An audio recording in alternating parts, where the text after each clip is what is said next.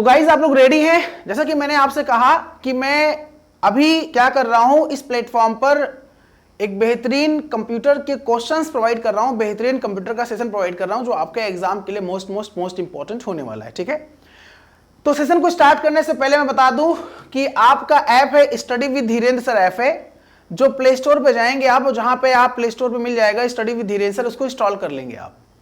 एक बैच आपको मिलेगा कंप्यूटर सिलेक्शन महापैक। ये कंप्यूटर सिलेक्शन महापैक इसलिए है क्योंकि ये सारे एग्जाम को कवर करता है, चाहे बैंक का एग्जाम हो, आईबीपीएस, आरआरबी, पीओ क्लर्क, चाहे एसएससी सीजीएल, एसएससी सीएचएसएल का एग्जाम हो, चाहे सुप्रीम कोर्ट के का एग्जाम हो, या किसी स्टेट गवर्नमेंट का एग्जाम हो, या एनवीएस केवीएस का एग्जाम हो, आरबीआई नाबार्ड का एग्जाम हो, किसी भी स्टेट गवर्नमेंट का एग्जाम हो। कंप्लीट कंप्यूटर क्लास मात्र आपको मिलेगा 300 रुपए में, मात्र 300 रुपए में। अभी ऑफर है, study with Dhirendra sir app install करिए, कंप्यूटर का सिलेक्शन महापैक आप ज्वाइन कर सकते हैं अपने श्योर सिलेक्शन के लिए। ठीक है, समझ में आ गया आपको? तो ये है थ्योरी क्लास। यहां बेसिकली आपको थ्योरी क्लास मिलेगी, लाइव क्लासेस, और जो पहले से क्लासेस हो चुकी है उनकी रिकॉर्डेड क्लासेस, पीडीएफ नोट्स, सब कुछ आपको मिल जाएगा, और टेस्ट वगैरह सब मिल जाएगा आपको इस कोर्स में। ठीक है, चलिए आज के सेशन का पहला प्रश्न आपके स्क्रीन के सामने है। Which of the following language does the computer understand? निम्नलिखित में से कौन सी भाषा कंप्यूटर समझ सकता है? आंसर दीजिए आप लोग। इनमें से कौन सी भाषा कंप्यूटर समझ सकता है? सभी लोग आंसर दें। कंप्यूटर केवल सी लैंग्वेज समझता है क्या? कंप्यूटर असेंबली लैंग्वेज समझता है क्या? कंप्यूटर केवल बाइनरी लैंग्वेज समझता है क्या? कंप्यूटर केवल बेसिक लैंग्वेज समझता है क्या? तो आपको पता है केवल सी लैंग्वेज नहीं समझता है, असेंबली नहीं समझता है, केवल बेसिक नहीं समझता, यहां पे बाइनरी लैंग्वेज समझता है। हमारा जो कंप्यूटर है वो बाइनरी पे काम करता है। किस पे काम करता है? बाइनरी पे काम करता है। और बाइनरी मतलब क्या होता है? 0 और 1 होता है। हो सकता है हमारे एग्जाम में क्वेश्चन यहां से भी पूछ लिया जाए कि 0 का मतलब, बाइनरी में 0 मतलब क्या होता है? 0 मतलब ऑफ स्टेट होता है, या 0 मतलब फॉल्स होता है। 1 मतलब ऑन होता है, या 1 मतलब ट्रू होता है। ठीक है, या 1 मतलब हाई वोल्टेज, वोल्टेज के सेंस में हाई होता है, और 0 मतलब लो होता है। ये विशेष करके आप ध्यान दीजिएगा। ठीक है, समझ में आ गया? तो ये अच्छा, कंप्यूटर हमारा क्या है? तो आप कहेंगे कंप्यूटर जो होता है वो इलेक्ट्रॉनिक डिवाइस होता है। Computer is an electronic device which works on binary number, that is 0 और 1।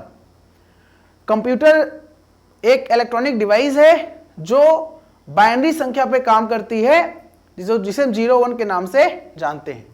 ठीक है, बिल्कुल। धर्मेंद्र जी, आपके एग्जाम के लिए भी क्वेश्चंस हैं, आराम से पढ़िए, आंसर दीजिए। ठीक है, Which of the following computer language is written in binary codes only? देखो आ गया। इनमें से कौन सी भाषा या कौन सी लैंग्वेज है जो केवल बाइनरी में लिखी जाती है? क्या वो पास्कल है? क्या वो मशीन लैंग्वेज है? क्या वो सी है? क्या सी हैश है? तो यहां मैं बता दूं आपको, मशीन लैंग्वेज जो है इसी को लो लेवल लैंग्वेज कहते हैं, और इसी को बाइनरी लैंग्वेज के नाम से भी हम लोग जानते हैं। देखो लैंग्वेज की बात करें तो थोड़ा मैं आपको एक्सप्लेन कर दूं, समझिएगा आप लोग। जो प्रोग्रामिंग लैंग्वेज होता है, प्रोग्रामिंग लैंग्वेज होता है ना दोस्तों, वो कितने प्रकार का होता है? कोई पूछे आपसे तो आप क्या कहेंगे? प्रोग्रामिंग लैंग्वेज 2 प्रकार का होता है। एक लो लेवल लैंग्वेज होता है, ठीक है, एक क्या होता है? लो लेवल लैंग्वेज होता है, और एक हाई लेवल लैंग्वेज होता है। ठीक है, लो लेवल लैंग्वेज में 2 होते हैं। पहला तो मशीन लैंग्वेज होता है, और दूसरा जो होता है वो असेंबली लैंग्वेज होता है। पहला मशीन लैंग्वेज होता है और दूसरा असेंबली। अच्छा, मशीन लैंग्वेज को हम लोग बोलते हैं फर्स्ट जनरेशन लैंग्वेज, ठीक है, और असेंबली लैंग्वेज को बोलते हैं सेकेंड जनरेशन लैंग्वेज। ये हमारा सेकेंड जनरेशन लैंग्वेज है। और वही हाई लेवल लैंग्वेज, जितने भी लैंग्वेज आपके बच रहे हैं, फॉर्ट्रान हो गया, फॉर्ट्रान हो गया, कोबोल हो गया, कोबोल हो गया, बेसिक हो गया, बेसिक हो गया, ठीक है, सी हो गया, सी प्लस प्लस हो गया, जावा, .NET, PHP, ASP, JSP, Python, जितने भी लैंग्वेज होते हैं, मतलब कि इन दोनों लैंग्वेज को छोड़कर जितने भी लैंग्वेज आपको दिखते होंगे, सी है, सी पास्कल, सारे हाई लेवल लैंग्वेज की कैटेगरी में आते हैं। अब सर ये लो लेवल लैंग्वेज और हाई लेवल लैंग्वेज के बीच में बेसिक डिफरेंस क्या है, बता दीजिए आप। लो लेवल लैंग्वेज वह लैंग्वेज होता है जो डायरेक्टली मशीन के द्वारा समझा जाता है, directly understand by the machine. And high level language वह लैंग्वेज होता है जो डायरेक्टली इंसान के द्वारा समझा जाता है, directly understand by the human. समझ में आ गया होगा आपको, ठीक है। चलो, Which of the following is not a characteristics of a computer? इनमें से कंप्यूटर की विशेषता नहीं है। क्या वो वर्सटैलिटी नहीं होता है कंप्यूटर में? क्या एक्यूरेसी नहीं होता है? क्या इंटेलिजेंस नहीं होता है? या IQ लेवल नहीं होता है? बताइए मुझे आप लोग।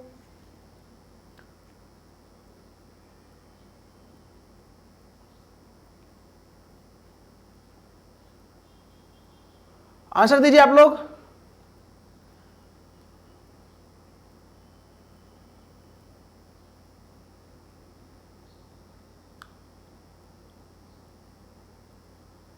चलिए,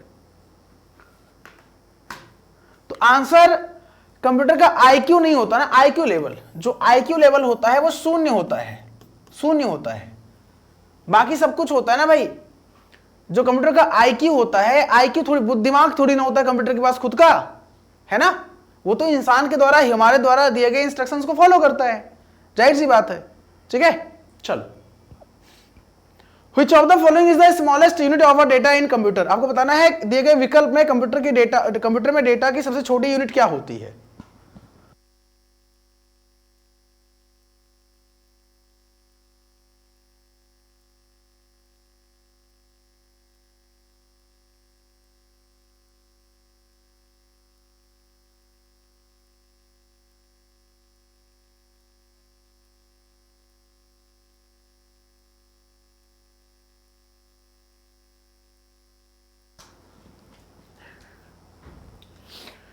मैं आपको जानकारी के लिए बता दूं, सबसे छोटी यूनिट की बात कर रहा है तो वो बिट होता है।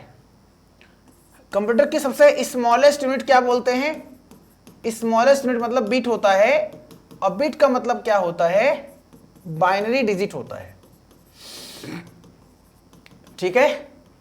और इसी को हम 0 और 1 के नाम से जानते हैं। आपको पता है, मैं आपको थोड़ा एक्सप्लेन कर दूं डिटेल में। बिट के बाद, बिट सबसे छोटी यूनिट होती है, बिट के बाद निबल होता है। आपको पता होगा निबल जो होता है, एक निबल बराबर 4 बिट के होता है, ठीक है। और सबसे छोटी यूनिट बिट, ठीक है। फिर 2 निबल बराबर क्या हो जाएगा? 2 निबल बराबर जो होता है 8 बिट के होता है। और आपको पता है 8 बिट मतलब 1 बाइट के बराबर होता है। आपको पता है 1 बाइट 8 बिट के बराबर होता है, इस तरह कह सकते हो आप। आपको पता है 1024 बाइट, जिसे आप 2 द पावर 10 बाइट के नाम जानते हैं, वो 1 किलो बाइट के बराबर होता है। 1024 बाइट, जिसे आप 2 द पावर 10 बाइट कहते हैं, वो 1 किलो बाइट के बराबर होता है। वहीं पे 1024 मेगाबाइट 1 गीगाबाइट के बराबर होता है। सॉरी, किलो बाइट ले आऊं पहले मैं, ठीक है। मैं आपको बता दूं पूरा सीरीज, 1024 किलो बाइट 1 मेगाबाइट के बराबर होता है। 1024 मेगाबाइट 1 गीगाबाइट के बराबर होता है। 1024 गीगाबाइट 1 टेराबाइट के बराबर होता है। 1024 टेराबाइट 1 पेटाबाइट के बराबर होता है। 1024 पेटाबाइट 1 एक्साबाइट के बराबर होता है। 1024 एक्साबाइट 1 जेटाबाइट के बराबर होता है। 1024 जेटाबाइट 1 योटाबाइट के बराबर होता है, ठीक है। नोट कर लीजिएगा। Bit, byte, kilobyte, megabyte, gigabyte, terabyte, petabyte, exabyte, zettabyte, yottabyte, brontobyte. 1024 yottabyte 1 BB यानी ब्रोंटोबाइट के बराबर होता है। इसे बोलते हैं ब्रोंटोबाइट, ब्रोंटोबाइट, ठीक है। और 1024 बीबी यानी ब्रोंटोबाइट 1 जियोबाइट के बराबर होता है। 1 जियोबाइट के बराबर होता है। ये पूरा याद रखिएगा आप लोग, बहुत अच्छे से मैं समझा रहा हूं आपको, ठीक है। जियोबाइट के बराबर होता है। अब यहां से हमारे परीक्षा में रिलेशन निकालना भी आ जाता है क्वेश्चन। मैच कराइए कि कौन सा किसके बराबर है, ये बताइए कौन छोटा है कौन बड़ा है, ये सही सीक्वेंस पूछ लेता है, सीक्वेंस बताइए, तो घटते हुए क्रम में बढ़ते हुए क्रम में, मतलब जो अभी तक एग्जाम में क्वेश्चंस देखा गया है यहां से कैसे क्वेश्चंस बनते। टॉपिक ये है मेमोरी यूनिट का। मेमोरी यूनिट का मतलब हमारे कंप्यूटर में जो मेमोरी है उसकी क्षमता कैसे हम डिनोट करेंगे, उसकी स्टोरेज कैपेसिटी को हम कैसे डिनोट करेंगे, तो वो मेजरमेंट यूनिट होता है मेमोरी यूनिट, ठीक है। समझ में आ गया। आरडीएक्स रेगुलर तो होती क्लास भाई, रेगुलर होती मेरे भाई। ये बताओ समझ में आया कि नहीं आया? पूरा डिटेल मैंने एक्सप्लेन कर दिया, आपको समझ में आ गया होगा, कोई दिक्कत नहीं होगी अब, ठीक है। Which of the following unit responsible for converting the data received from the user into computer understandable format? देखो बड़ा अच्छा आ गया। क्वेश्चन इज दैट कि इनमें से कौन सी इकाई उपयोगकर्ता से प्राप्त डेटा को, मतलब हम लोग जो भेजते हैं, यूजर हम लोग है ना, हमारे द्वारा जो डेटा कंप्यूटर में जाता है उसे कंप्यूटर के समझने योग्य में परिवर्तित करने के लिए जिम्मेदार कौन है।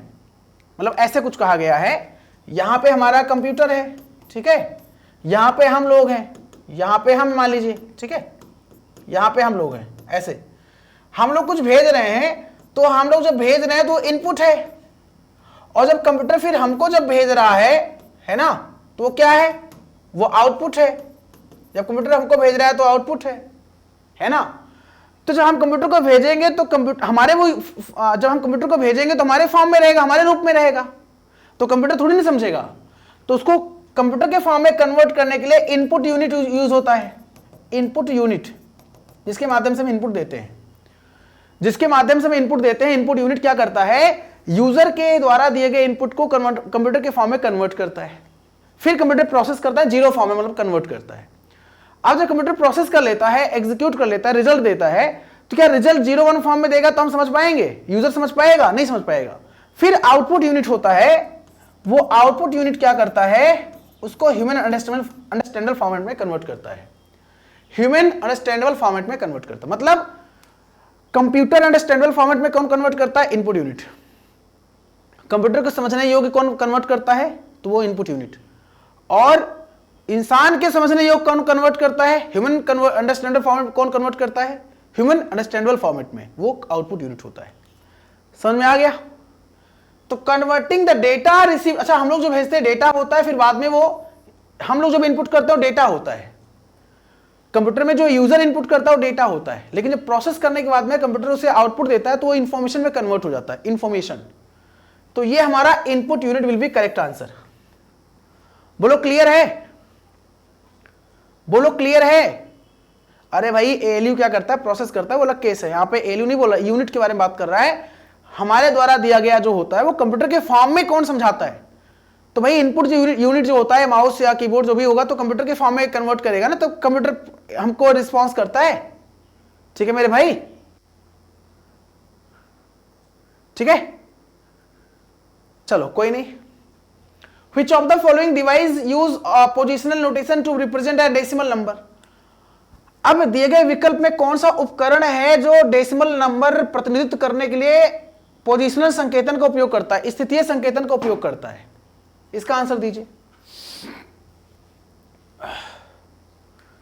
एग्जाम को लेकर डर लग रहा है सर। देखो भाई मैं अपने सब्जेक्ट में गारंटी लेता हूं, ये धीरेन्द्र सर की गारंटी आपके है, ठीक है, कि मेरे सब्जेक्ट में पूरा नंबर आपको दिलाऊंगा, मैं पूरा नंबर आपको मिलेगा। क्योंकि अभी तक जितने भी एग्जाम्स हुए हैं, चाहे वो आईबीपीएस आरआरबी पीओ क्लर्क रहा हो, चाहे वो एसएससी सीजीएल सीएचएसएल रहा हो, चाहे वो स्टेट गवर्नमेंट एग्जाम्स रहे हो, चाहे वो एनवीएस केवीएस एग्जाम रहे हो, क्योंकि पूरे भारत के एग्जाम को कवर करता हूं मैं इस प्लेटफॉर्म के माध्यम से। पूरे इंडिया के एग्जाम जो हर स्टेट में या सेंट्रल लेवल पे जो एग्जाम्स होते हैं कंप्यूटर सब्जेक्ट में कवर करता हूं। आप देखेंगे तो सबसे टॉप पे मुझे दिख पाएंगे आप, ठीक है। आप लोगों का प्यार है, आप लोगों का सपोर्ट है, ईश्वर का आशीर्वाद है, जिससे मतलब मैं जो है कंप्यूटर में टॉप पर दिखता हूं, ठीक है। तो आराम से आप क्वेश्चन करिए, समझिए, कोई डाउट हो तो पूछिए, ठीक है। चलिए, तो अबेकस पहले यूज होता था डेसिमल, अभी तो अच्छा क्या बताइए कंप्यूटर कौन सा नंबर सिस्टम यूज करता है, आप मुझे बताइए। आपके सामने ऑप्शन दे रहा हूं, डेसिमल, ऑक्टल, बाइनरी, हेक्साडेसिमल। इनमें से कंप्यूटर किस पे काम करता है आप मुझे बताइए।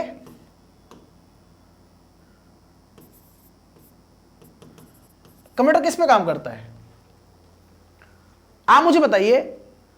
तो आप कहेंगे सर कंप्यूटर बाइनरी पे काम करता है ना, 0-1 पे काम करता है कंप्यूटर हमारा। डेसिमल ये सब जो है, अबेकस पहले प्रयोग होता था। अबेकस दुनिया का पहला कैलकुलेटिंग डिवाइस कह सकते हो। डिवाइस क्या मतलब, उसमें मैकेनिकल फॉर्म में था। दुनिया का पहला कैलकुलेटर अबेकस, चाइना ने जिसको आज के लगभग 4000 वर्ष पहले जो है इसको जो है डेवलप किया था अबेकस को चाइना ने। तो वहां पे काउंटिंग करने के लिए यूज होता था डेसिमल फॉर्म में। हमारा जो कंप्यूटर है वो 0-1 फॉर्म में कन्वर्ट करता है, 0-1 फॉर्म में चीजों को प्रोसेस करता है। ठीक है,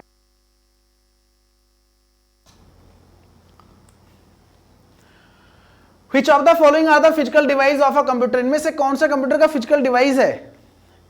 निम्नलिखित में से कौन सा कंप्यूटर का भौतिक उपकरण है? आंसर दीजिए। कंप्यूटर का भौतिक उपकरण है, आंसर दीजिए। सभी लोग आंसर दें।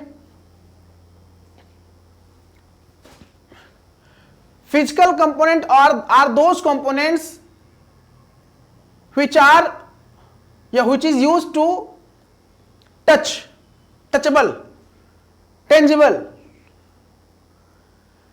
वो सारे कंपोनेंट्स फिजिकल कंपोनेंट्स होते हैं जिनको हम टच कर सकते हैं, टेंजिबल फॉर्म में जो होते हैं। ठीक है, तो जो हार्डवेयर होता है ये टचेबल और टेंजिबल फॉर्म में होता है। ये हमारा क्या है, ये हमारा जो है फिजिकल डिवाइस है। सॉफ्टवेयर फिजिकल डिवाइस नहीं है, सिस्टम सॉफ्टवेयर सब सारे लॉजिकल डिवाइस फॉर्म में आते हैं। Hardware is the physical component of the computer that can be seen by eyes and felt by touching. देखो कुछ ब्लर हो रहा था, सही कर दूं मैं, जस्ट वेट। अभी सही है ना?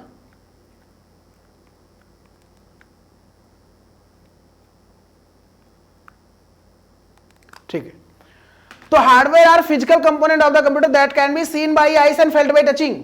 सारे हार्डवेयर होते हैं। ठीक है, स्क्रीन ब्लैंक, हाँ वो कुछ अभी सही है ना, अभी कोई इशू तो नहीं है। चलिए, Which of the following devices provides the communication between a computer and the outer world? Computer से और बाहरी दुनिया के बीच में तालमेल स्थापित कौन करता है, बातचीत कौन कराता है? Compact, input output, drivers, storage. Answer दीजिए आप लोग।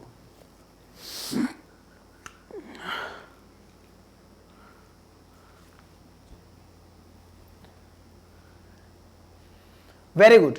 देखो आपको पता है कि यहां पे हमारा सिस्टम है और यहां पे हम हैं, तो हम तो बाहरी दुनिया के लोग हैं ना भाई, हम लोग तो बाहरी दुनिया के लोग हैं ना भाई, बोलो। तो यहां पे इनपुट के माध्यम से हमारा कम्युनिकेशन सिस्टम से होगा, और फिर सिस्टम जब हमको आउटपुट मिलेगा तो यहां पर भी हम लोग रहेंगे, आउटपुट भी हमें को मिलेगा, जाहिर सी बात है, आउटपुट भी हमको मिलेगा। तो इनपुट और आउटपुट मतलब इसी को हम लोग क्या बोलते हैं, आई और ओ। आई ओ मतलब इनपुट ऑब्लिक आउटपुट। ठीक है, इसके माध्यम से कंप्यूटर और बाहरी दुनिया के बीच में तालमेल स्थापित करना या कम्युनिकेशन करना। जैसे हम लोग, ये हमारे पास माउस है, तो माउस से हम इनपुट करते हैं तो हम बाहरी दुनिया, हम कमांड दे रहे हैं ना, तो इसके माध्यम से इनपुट जा रहा है सिस्टम के पास, इनपुट यूनिट के माध्यम से। फिर हमें आउटपुट डिवाइस के माध्यम से आउटपुट रिसीव होता है। ठीक है, समझ में आ गया? चलो भैया, तो आंसर क्या हो जाएगा, I O will be correct answer. Which of the following is not a type of computer on the basis of operation? Question पूछा गया कि कंप्यूटर के ऑपरेशन के आधार पे, कंप्यूटर के कार्य के आधार पे कौन सा कंप्यूटर का प्रकार नहीं है? बताइए, कंप्यूटर के ऑपरेशन के आधार पे कौन सा कंप्यूटर का प्रकार नहीं है? आवाज नहीं जा रही है? आवाज तो जा रही होगी ना भाई।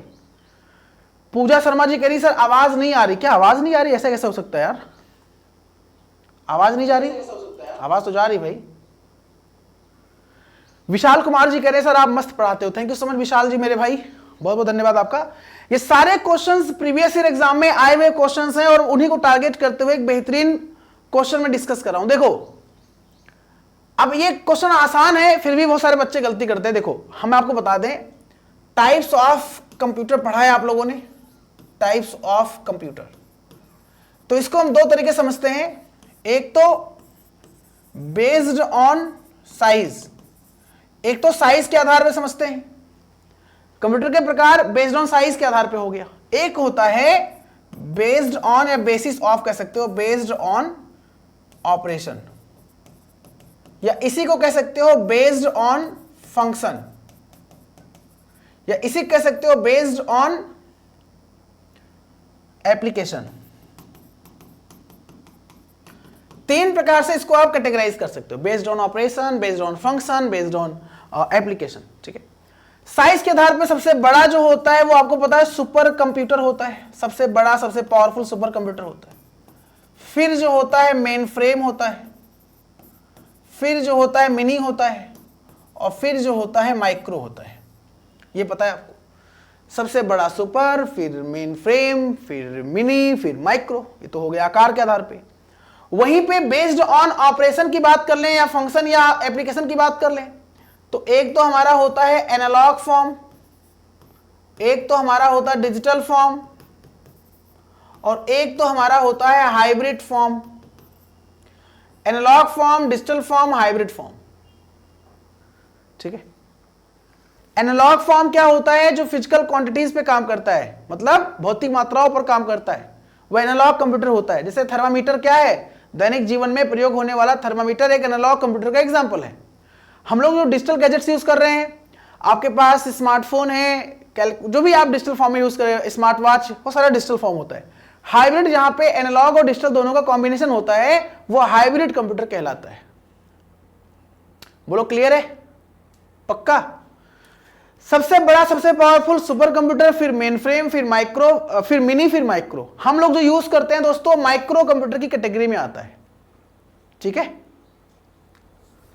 ठीक है। अब यहां पूछा गया था कि ऑपरेशन के आधार पे, तो भैया मेन फ्रेम कहां आ जाएगा? मेन फ्रेम तो साइज के आधार पे होता है ना भाई। मतलब देखो, ये प्रश्न मैंने समझाया, आपको समझ में आया कि नहीं आया? बोलो समझ में आया सर, बड़ा मजा आया है। ये बहुत ही बेसिक है ना कि कंप्यूटर के प्रकार जब पढ़ते हैं तो देखो, दुनिया में आप पढ़ लीजिए, आप कहीं पढ़ लीजिए, आप दुनिया में किसी भी कोने में जाइए, आप यही दो कैटेगरी निकल के आएंगे, बेस्ड ऑन साइज और बेस्ड ऑन एप्लीकेशन, यानी अनुप्रयोग के आधार पे, उसके कार्य के आधार पे, उसके ऑपरेशन के आधार पे। ठीक है, फंक्शन के आधार पे। ठीक है, चलो भाई। Which of the following types of, देखो आ गया, Which of the following types of computer is mostly used for automatic operation? Automatic operation में सबसे ज्यादा यूज होता है, आंसर दीजिए आप लोग। ऑटोमेटिक ऑपरेशन में सबसे ज्यादा यूज होता है, आंसर दीजिए आप लोग, सभी लोग आंसर दें।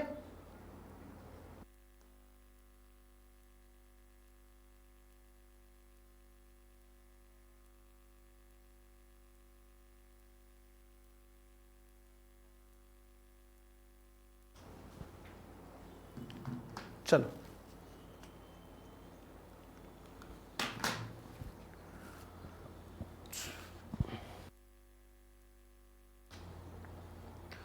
तो भैया जो हाइब्रिड होता है ना, ये कॉम्बिनेशन होता है, combination of analogue and digital. ये डिजिटल और एनालॉग का कॉम्बिनेशन होता है। ठीक है, चलो। Which of the following invention gave birth to the much cheaper microcomputers? मतलब किसके आविष्कार से माइक्रो कंप्यूटर का उदय हुआ? आविष्कार मतलब यूज में आया माइक्रो कंप्यूटर, बताइए। इनमें से किस आविष्कार ने बहुत सस्ते माइक्रो कंप्यूटर को जन्म दिया? मतलब जन्म देने का मतलब उदय हुआ, डेवलप हुआ, आविष्कार हुआ, इन्वेंशन हुआ, इसकी बात हो रही है। ठीक है, हम लोग जो यूज करते हैं माइक्रो कंप्यूटर यूज करते हैं, मैंने बताया आपको पहले भी। ठीक है, अब देखो माइक्रो प्रोसेसर, इसकी शुरुआत 1971 में हुई और दुनिया का पहला माइक्रो प्रोसेसर इंटेल का था। इंटेल 4004 नाम था उसका। दुनिया का पहला माइक्रो प्रोसेसर इंटेल कंपनी का 4004, इंटेल 4004, दुनिया का पहला माइक्रो प्रोसेसर इंटेल 4004। ठीक है, इंटेल कंपनी है और 4004 नाम था। ये किस जनरेशन में आया? कोई बता सकता है मुझे? किस जनरेशन में आया, किस पीढ़ी में आया? तो ये आया है 4th जनरेशन में, 4th जनरेशन में। ठीक है, भाई पहले में क्या था, वैक्यूम ट्यूब था, दूसरे में क्या था, ट्रांजिस्टर था, वैक्यूम ट्यूब को रिप्लेस किया ट्रांजिस्टर ने, तीसरे में आईसीज आया, आईसीज मतलब इंटीग्रेटेड सर्किट, और फोर्थ में एलएसआई, वीएलएसआई मतलब large scale integration, very large scale integration और माइक्रो प्रोसेसर, और फिफ्थ में ultra large scale integration with artificial intelligence, है ना।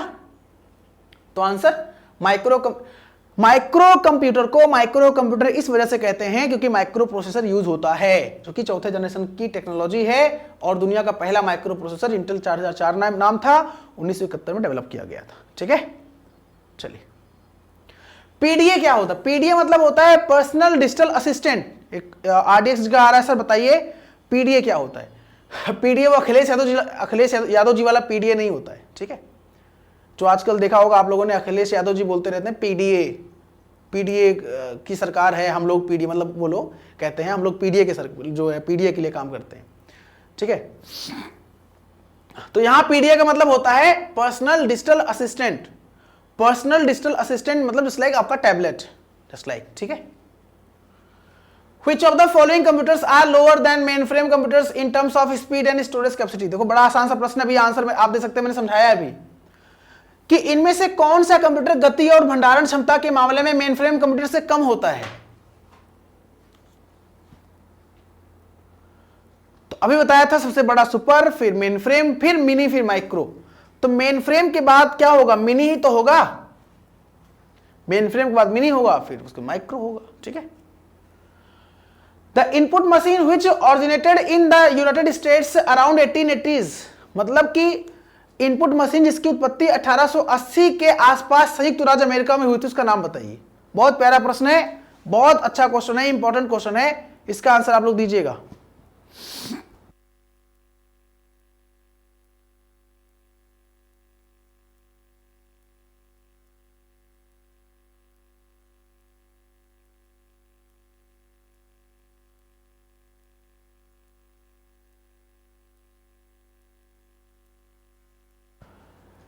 बहुत बढ़िया। देखो दोस्तों, मैं आपको जानकारी के लिए बता दूं, टाइपराइटर और उसी का नाम कीबोर्ड।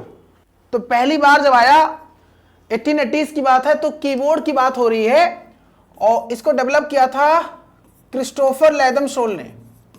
तो अगर आ जाए फादर कौन है? क्रिस्टोफर लैदम शोल, याद रखिएगा। क्रिस्टोफर लैदम शोल कौन है? फादर हैं माइक्रो प्रोसेसर कंप्यूटर नहीं। देखो अरे भैया, माइक्रो प्रोसेसर कंप्यूटर नहीं है, माइक्रो प्रोसेसर है, सीपीयू है। माइक्रो प्रोसेसर सीपीयू है, जो आपके सिस्टम में भाई बिना सीपीयू के कोई कंप्यूटर काम कर सकता है क्या? तो ये कोई कंप्यूटर नहीं, सीपीयू होता है, और ये माइक्रो कंप्यूटर में यूज होता है, इसलिए इसको माइक्रो कंप्यूटर बोलते हैं, because of micro processor chip. Okay, chip होता है, ये चिप है। प्रोसेसर क्या होता है? चिप ही तो होता है। सीपीयू आपके स्मार्टफोन में, ये मेरे पास स्मार्टफोन है, ये मेरे पास स्मार्टफोन है, तो इसमें चिप ही तो लगा है, माइक्रो प्रोसेसर चिप लगा, प्रोसेसर लगा होता है ना, ठीक है। अरे यार इतना आसान सा क्वेश्चन है कि इनमें से किस आविष्कार ने बहुत सस्ते माइक्रो कंप्यूटर को जन्म दिया? तो माइक्रो कंप्यूटर में माइक्रो प्रोसेसर ही तो लगा होता है, तभी तो उसको माइक्रो कंप्यूटर बोलते हैं। तो उसी के आविष्कार से माइक्रो कंप्यूटर आया, जाहिर सी बात है, ठीक है। हाँ, क्रिस्टोफर लैदम शोल ने पहली बार क्वेटी पर काम किया। QWERTY, हमारा जो कीबोर्ड का कीपैड होता है, स्टार्ट होता है, आपने देखा होगा, उसे क्वेटी बोलते हैं, क्वेटी कीपैड, क्वेटी कीबोर्ड।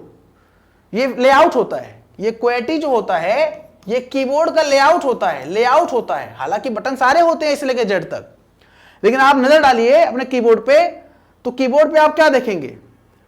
बीच बीच में ब्लर हो जा रहा है ना, फोकस, ठीक है।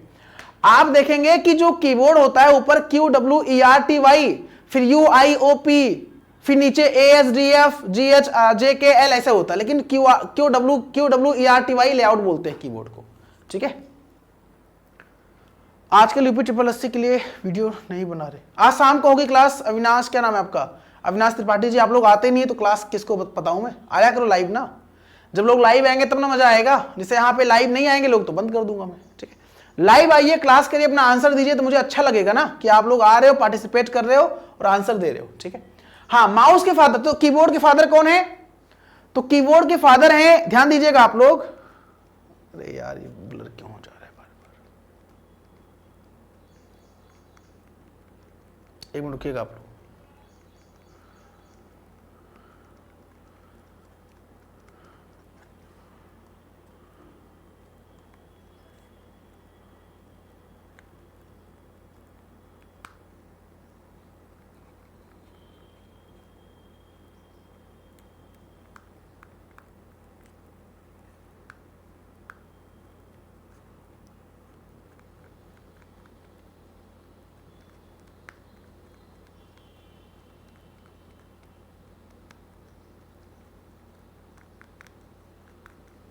ठीक है, चलिए हो गया कुछ।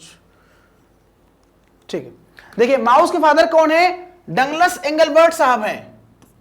डगलस एंगलबर्ट साहब है ना, डगलस एंगलबर्ट साहब हैं, उनका नाम है डगलस एंगलबर्ट, ये माउस के फादर हैं।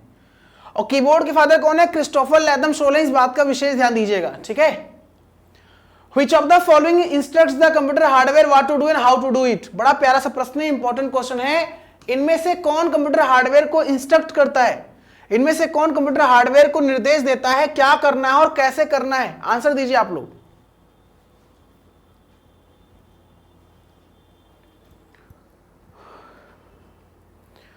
अविनाश जी कह रहे सर डेली आपका ऑफलाइन में स्पीड बढ़ाकर देखता हूँ, डीप लर्निंग और बिग डेटा आपसे ही पढ़कर समझ में आया है। Avinash Tripathi ji, thank you so much मेरे भाई।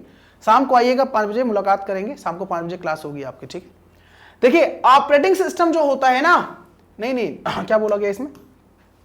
हाँ, इसमें बोला गया है, अब देखो इसमें जो ऑप्शन है ना, क्या बोला गया? कौन सा कंप्यूटर हार्डवेयर को निर्देश देता है क्या करना है कैसे करना है। हाँ ठीक है, ओएस जो होता है, ओएस जो होता है क्या करता है? ये इंस्ट्रक्ट करता है, कंप्यूटर हार्डवेयर को इंस्ट्रक्ट करता है क्या करना है कैसे करना है। ठीक है, ऑपरेटिंग सिस्टम मैनेज करता है हार्डवेयर रिसोर्सेज को। ऑपरेटिंग सिस्टम क्या होता है? एक सिस्टम सॉफ्टवेयर होता है, याद रखिएगा, एग्जाम में क्वेश्चन आया हुआ है। ओएस क्या होता है? ओएस एक सिस्टम सॉफ्टवेयर होता है। एमएस ऑफिस क्या होता है? एमएस ऑफिस एक एप्लीकेशन पैकेज होता है। MS Word, Excel, PowerPoint application software होता है। लेकिन ऑपरेटिंग सिस्टम क्या होता है? तो ऑपरेटिंग सिस्टम एक सिस्टम सॉफ्टवेयर होता है।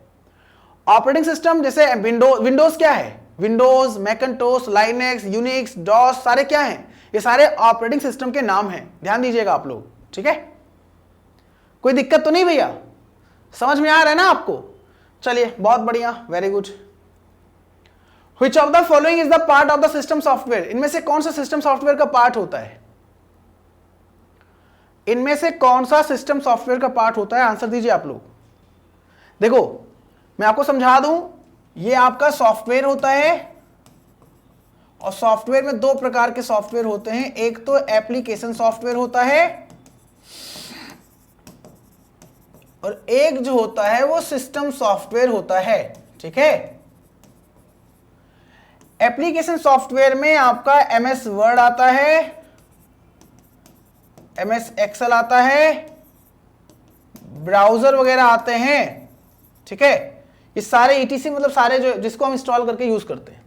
सिस्टम सॉफ्टवेयर में आपका ऑपरेटिंग सिस्टम आता है। ठीक है, ऑपरेटिंग सिस्टम आता है। आपका यूटिलिटी सॉफ्टवेयर भी इसी में आता है। अब यूटिलिटी सॉफ्टवेयर में भी एंटीवायरस वगैरह आता है, लेकिन अभी की बात मैं कर रहा हूं। ठीक है, यहां पे मैं बात करूं तो कंपाइलर, कंपाइलर क्या होता है? कंपाइलर भी हमारा सिस्टम सॉफ्टवेयर होता है। कंपाइलर, असेंबलर, इंटरप्रेटर सारे सिस्टम सॉफ्टवेयर कैटेगरी में आते हैं, ध्यान दीजिएगा आप लोग। तो इसमें ये दोनों जो होते हैं, ये दोनों जो होते हैं सिस्टम सॉफ्टवेयर होते हैं। ब्राउजर सॉफ्टवेयर जो होता है, Mozilla Firefox, Google Chrome, internet explorer, Microsoft Edge, Safari, Opera Mini, ये सारे ब्राउजर्स एप्लीकेशन सॉफ्टवेयर होते हैं। ठीक है, the main function of a computer software is to turn data into. Computer software का मेन काम क्या होता है? डेटा को किसमें कन्वर्ट करना, डेटा को किसमें कन्वर्ट करना। ठीक है, भारत में इंस्टेंट पेमेंट क्या नाम है? इंटर बैंक इलेक्ट्रॉनिक ट्रांसफर, तो क्वेश्चन आया हुआ है यार ऑडिटर क्या, किसका, असिस्टेंट अकाउंटेंट क्वेश्चन है ना। भारत में instant payment interbank electronic fund transfer system के लिए यूनिफाइड पेमेंट इंटरफेस होता है या आईएमपीएस, से दोनों में से क्या जवाब होगा? आईएमपीएस होगा ना, यूपीआई तो हम कोई भी यूज कर लेते हैं। IMPS will be correct answer. Bharat में इंस्टेंट पेमेंट इंटरबैंक क्या बोला गया, इलेक्ट्रॉनिक फंड ट्रांसफर के लिए हम आईएमपीएस का यूज करते हैं। देखो यूपीआई क्या होता है, यूनिफाइड पेमेंट इंटरफेस होता है। एक्चुअली यूपीआई क्या होता है, उसकी एक आईडी बनती है, एक्चुअली जनरेट करते हैं लोग, तो किसी भी प्लेटफॉर्म के माध्यम से यूपीआई आईडी बनाकर हम पेमेंट करते हैं। ठीक है, चलो दोस्तों, ये इंफॉर्मेशन आंसर हो जाएगा, information will be correct answer. ठीक है, the main function of computer software is to turn data into information. Correct answer IMPS होगा भैया। ठीक है, करेक्ट आंसर जो है वो आईएमपीएस हो जाएगा। ठीक है, मतलब वो कई सारे आपके जो अलग अलग बैंक में अकाउंट होते हैं ना, तो उसका एक यूनिक आईडी बन जाता है, यूनिफाइड पेमेंट इंटरफेस, वो यूपीआई आईडी कहलाता है। ठीक है, लेकिन अगर बोला गया इंस्टेंट मनी ट्रांसफर, तो इंस्टेंट मनी ट्रांसफर में IMPS will be correct answer. ठीक है, a computer program that functions as intermediary between a computer user and the computer hardware is called. बहुत प्यारा प्रश्न है। एक कंप्यूटर प्रोग्राम जो कंप्यूटर उपयोग करता है, यानी कंप्यूटर यूजर और कंप्यूटर हार्डवेयर के बीच में मध्यस्थ के रूप में कार्य करता है, वो क्या कहलाता है? आंसर दीजिए।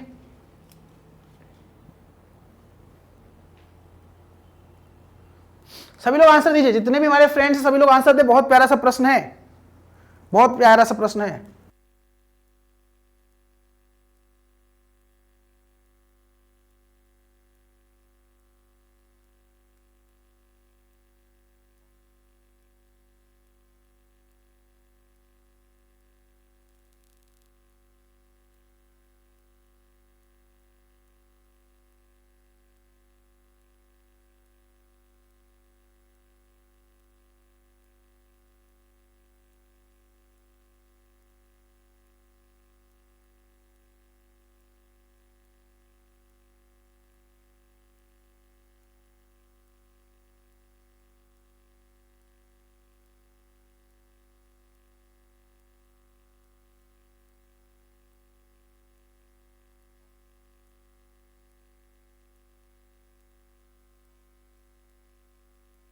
ठीक है, चलिए आगे बढ़े, आगे बढ़े। ठीक है, तो अब देखो, जैसे यहां पे आंसर जो हो जाएगा वो ऑपरेटिंग सिस्टम हो जाएगा। मैं आपको समझा दूं, देखो ध्यान दीजिएगा। जैसे एक मैं आपको समझाने के लिए एक ऐसा बनाता हूं। देखो, सबसे अंदर जो है वो हार्डवेयर है।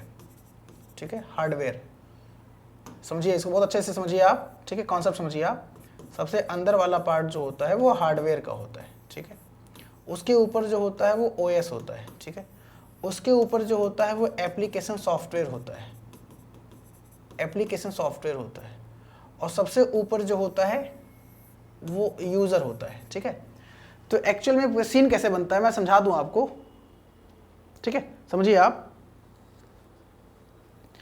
पेपर दोनों माध्यम रहेगा, इंग्लिश हिंदी दोनों माध्यम रहेगा। प्रखर जी कह रहे सर रियल टाइम। अरे भैया देखो प्रखर जी, तीनों में अंतर होता है। जैसे समझो आप जो पूछ रहे हो ना, मैं आपको समझा दूं। देखो एक्चुअली होता क्या है, जो यूपीआई होता है, जो यूपीआई होता है, या आईएमपीएस पूछ रहे हो, ठीक है, या आप आरटीजीएस की बात कर रहे हो, या नेफ्ट जो होता है, ये तीनों अलग अलग, तीनों फंड ट्रांसफर के मतलब माध्यम, तीनों अलग अलग केस होता है। देखो यूपीआई जैसे मोबाइल ऐप आप यूज़ करते हो, मोबाइल में एक ऐप होता है, आप ऐप यूनिफाइड पेमेंट इंटरफेस की बात करते हो, और इसमें 1 लाख तक लगभग आप जो है ट्रांजेक्शन एक दिन में कर सकते हो, ऐसा है। ठीक है, मोबाइल ऐप, इसमें जो होता है, अच्छा इसमें बैंक आईएफएससी कोड वगैरह की आवश्यकता नहीं होती यूपीआई में। ठीक है, वहीं पे यहाँ पे जो है आपका आईएफएससी कोड वगैरह की आवश्यकता एक बार आपको जो करना पड़ेगा, ये बैंक ऐप के माध्यम से होता है, बैंक ऐप के माध्यम से होता है। ठीक है, आरटीजीएस और नेफ्ट भी आप नेट बैंकिंग से कर सकते हो, या पहले बैंक में जाकर भी आप करवा सकते हो, बैंक में जाकर भी आप करवा सकते हो, फिजिकली भी आप करवा सकते हो, बैंक में जाकर भी आप करवा सकते हो, और आप नेट बैंकिंग के माध्यम से भी आप कर सकते हो। ठीक है, आरटीजीएस तो 2 लाख से स्टार्ट ही होता है ना भाई। हाँ ठीक है, चलिए। अच्छा बारिश हो रही झारखंड में, ऐसा, ठीक है। तो ये तीनों ट्रांसफर के मेथड में क्लास मैंने लिया है, वैसे आप देखेंगे मेरा मेरा एक क्लास है, ये जो पार्ट है ना, ये डिजिटल फाइनेंशियल टूल का पार्ट है, ठीक है। डिजिटल फाइनेंशियल टूल मैंने पढ़ाया है, आप सर्च कर लीजिएगा यूट्यूब पर धीरेन्द्र सर, मतलब मेरा जो नाम सर्च करेंगे आप, देखो कोई भी टॉपिक आपको पढ़ना हो, कंप्यूटर का टॉपिक डालिए और नाम डालिए मेरा धीरेन्द्र सर, मेरा वो टॉपिक आ जाएगा।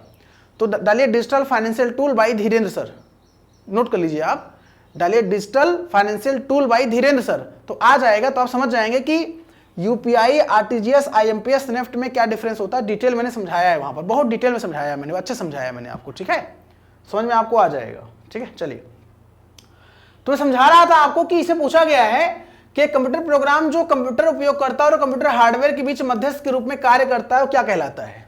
तो ओएस, तो ओएस जो होता है वो समझिए आप, बहुत अच्छा समझिए, कॉन्सेप्ट समझिए, कॉन्सेप्ट लीजिए आप, कॉन्सेप्ट समझ में आ जाएगा तो कभी नहीं भूलेंगे आप।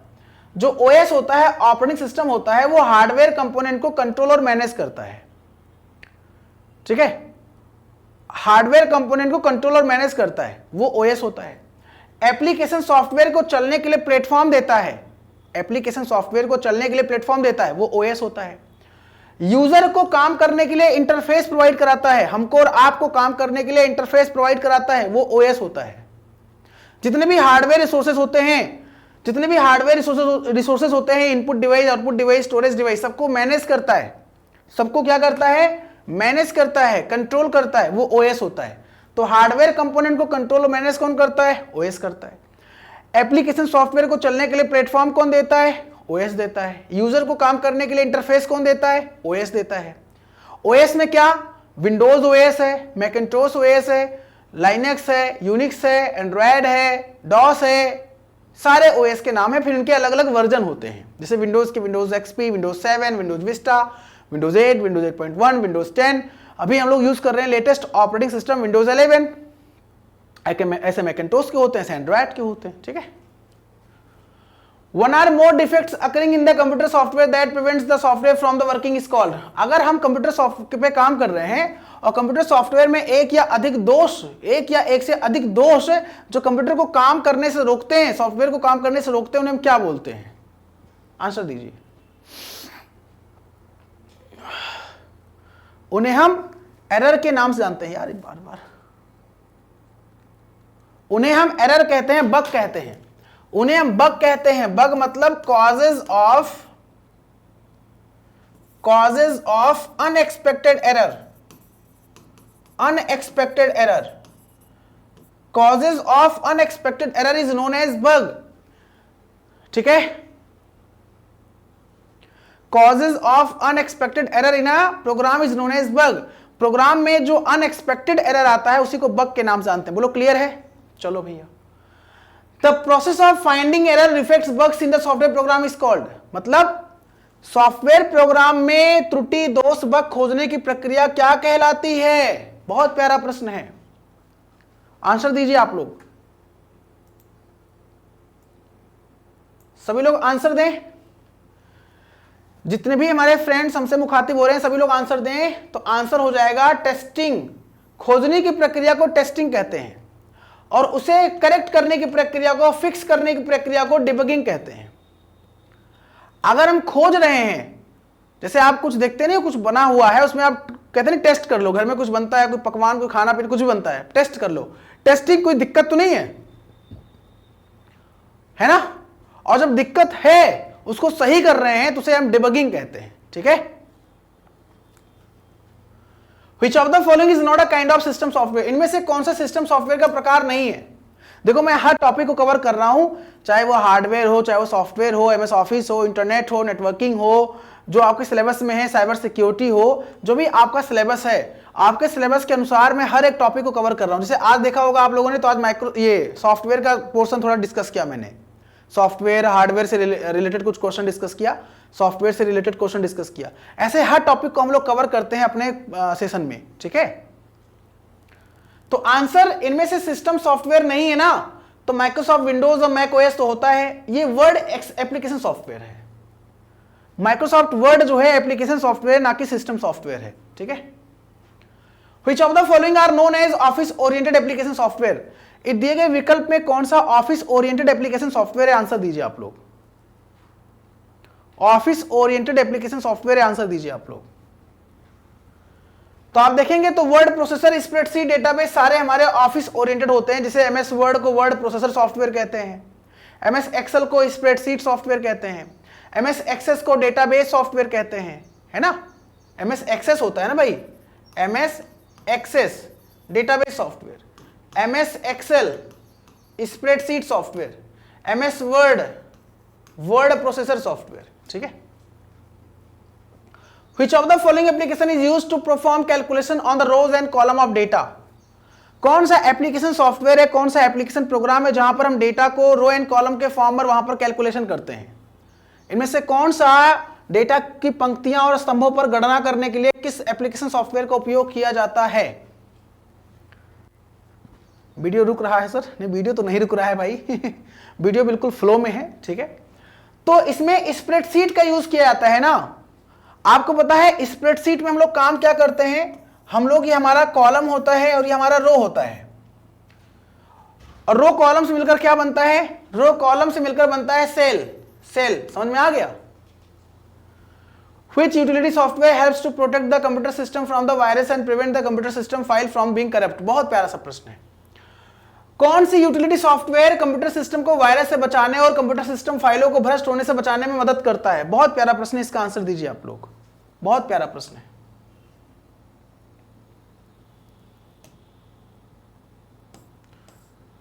सभी लोग आंसर दें। तो आंसर हो जाएगा एंटीवायरस। एंटीवायरस क्या करता है? एंटीवायरस एक यूटिलिटी सॉफ्टवेयर होता है जो हमारे सिस्टम में जो वायरस आता है उसको डिटेक्ट करता है और हमारे सिस्टम को करप्ट होने से बचाता है। Which utility software is used to protect the computer system from the hackers? कौन सा यूटिलिटी सॉफ्टवेयर है जो हैकर से हमारे सिस्टम की रक्षा करता है, सुरक्षा करता है? हैंगओवर जी काफी लेट कर गए बाबू, कहां थे अभी तक आप? चलो कोई नहीं। तो फायरवॉल, फायरवॉल एक ऐसा यूटिलिटी, देखो एंटीवायरस हमारे सिस्टम को वायरस से बचाता है। जो फायरवॉल होता है एक सिक्योरिटी टूल होता है जो हमारे सिस्टम पर अनऑथराइज्ड अटैक को रोकता है, प्रिवेंट करता है। फायरवॉल, फायरवॉल क्या करता है? हमारे सिस्टम पर जो अनऑथराइज्ड अटैक होता है उससे हमारे सिस्टम को प्रोटेक्ट करता है। बोलो समझ में आ गया? चलो, इनमें से सही हायरार्की, आपको डेटा का हायरार्की सही तरीके से आपको क्या करना है, इसको मैनेज मतलब अरेंज करना है। करिए जरा फटाफट, चलिए फटाफट अरेंज करिए। बहुत प्यारा प्रश्न है।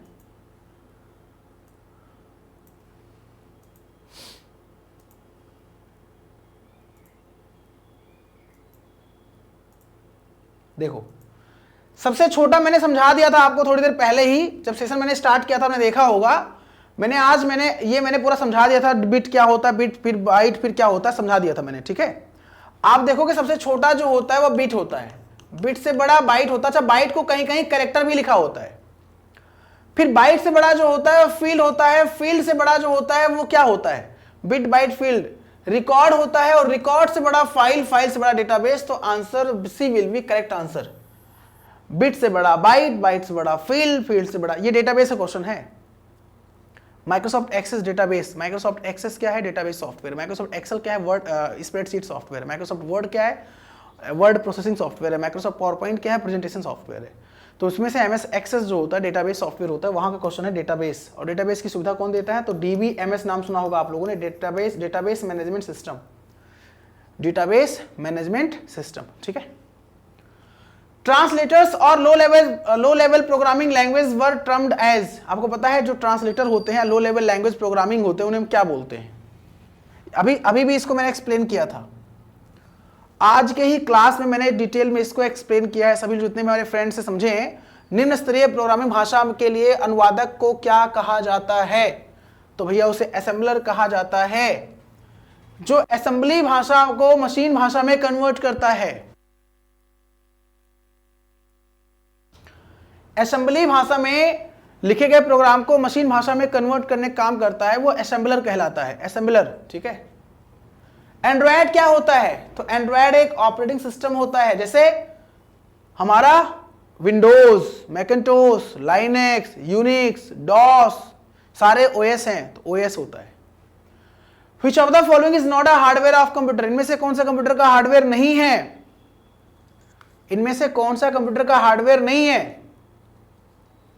तो आपको पता है जो हमारा विंडोज होता है सिस्टम सॉफ्टवेयर होता है, ना कि हार्डवेयर होता है, ठीक है।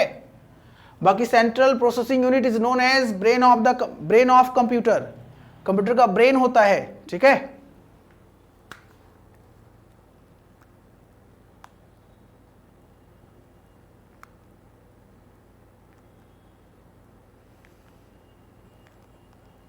चलो ठीक है।